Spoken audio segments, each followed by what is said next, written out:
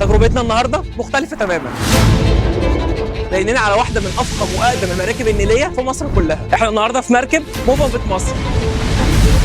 المركب دي عمرها 107 سنه، والاهم من كده انها مش مجرد مركب، دي كانت مركب الملك فاروق شخصيا، اتبنت في انجلترا ووصلت مصر سنه 1918. انا بصراحه اول ما دخلت المركب حسيت ان كل حاجه مختلفه، تحس ان الزمن رجع بيك ورا لاكتر من 100 سنه، ستايلات، ديكورات، انتيكات، كل حاجه بجد مختلفه. كتاب من 1866 بيتكلم وبيحكي عن قصة العيلة الملك، بيتكلم عن صورهم وبدأت منين وراحت فين والطوابع وحاجات تذكارية بجد بتتكلم عن تاريخ كبير جدا، كل تفصيلة في المركب هنا بتحكيها. هنا انت مش هتتعامل معاملة جيست عادي، هنا بيعاملوك فعلا معاملة الملوك. المركب عباره عن 16 كابينه و8 سويتات، كل السويتات ستايلهم مختلف عن بعض. اول ما تستلم مفتاح الغرفه بتاعتك مبدئيا بتستلمه في محفظه جلد بالشكل ده.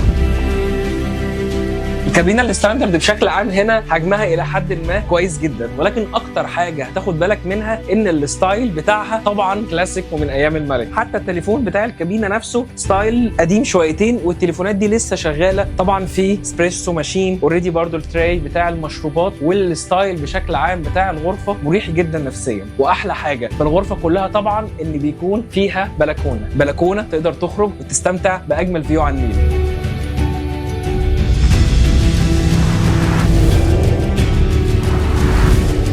واحد من اجمل واحلى السويتات اللي انا شفتها هنا وهو سويت الملك، وهو اسمه كده كينج سويت. السويتات الجميله جدا، الستايل بتاعه طبعا مختلف وفريد من نوعه عن اي حاجه تانية. هتخش السويت هتحس ان كل حاجه فيها اثريه. طبعا مستوى النظافه ومستوى الفخامه بتاعه السويت ككل بشكل عام ممتازه. واجمل واحلى حاجه بجد عجبتني في السويت وهو التراس والاريا الاوت دور. اجمل حاجه طبعا هنا وهو التراس بتاع السويت، لان السويت بيكون ليه تراس حجمه حلو قوي، وبيكون في اول المركب تقدر تيجي وتقعد وتستمتع بالفيو بتاع النيل هنا زي ما انت عايز.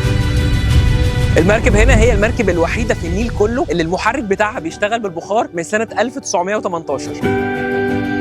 وفي كمان هنا متحف خاص بكل الادوات القديمه الخاصه اوريدي بمكنه البخار، ولغايه دلوقتي هم محتفظين بيها بعد اكتر من 100 سنه. الجست بيجي وبياخد جوله عشان يقدر يشوف اكتر المعدات والادوات دي اللي لسه شغاله لغايه دلوقتي.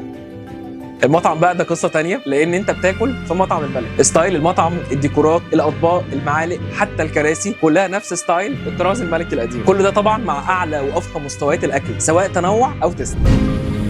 اجمل حاجه طبعا في النايل كروز وهي الصندك. الصندك هنا طبعا مميزه كالعاده زي كل حاجه موجوده في المركب. مساحه الصندك كبيره، فيها بول كويس قوي، وطبعا اهم واحلى حاجه فيها ان كل القعدات اللي موجوده هنا هي محافظه على نفس الالوان ونفس الطراز المصري القديم، عشان تقدر تستمتع بالخضره مع النيل مع كل المناظر الحلوه اللي حواليك دي. رحلتي في مركب موفا بت مصر بجد رحله خياليه، تحس انك ركبت آلة الزمن ورجعت لزمن الملوك تاني. مركب فريده من نوعها، مش موجود شبهها في اي مكان تاني في العالم. الاجانب بيجوا من كل دول العالم عشان يستمتعوا بيها، وهي بجد تستحق انها تبقى من اجمل واحلى المراكب النيليه اللي موجوده في مصر.